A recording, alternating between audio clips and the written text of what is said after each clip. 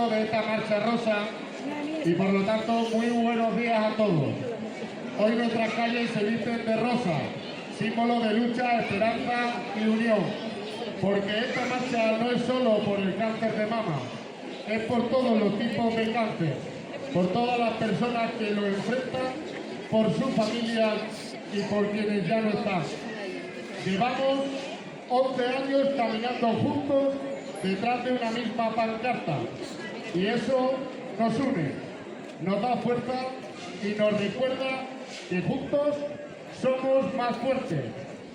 Gracias a todas las empresas, instituciones y personas que colaboran cada año.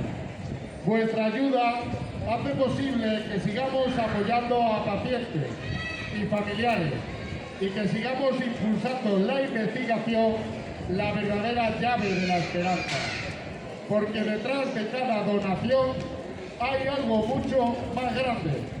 Atención psicológica para pacientes y familiares, apoyo social y orientación en trámites y recursos, talleres de bienestar, fisioterapia oncológica y actividad física adaptada, programas de voluntariado y acompañamiento en hospitales, charlas, campañas de prevención y actividades solidarias.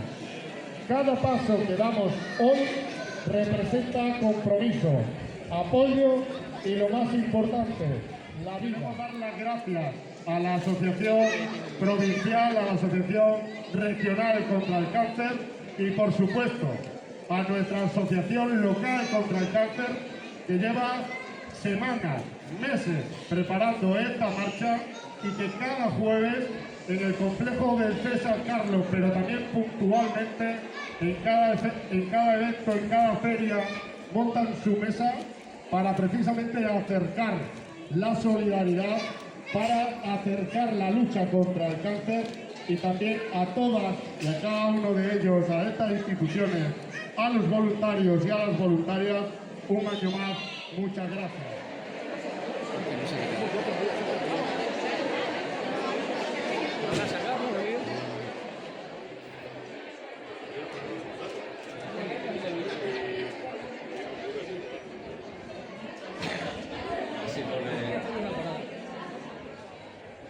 ¿A que nos hemos adelantado?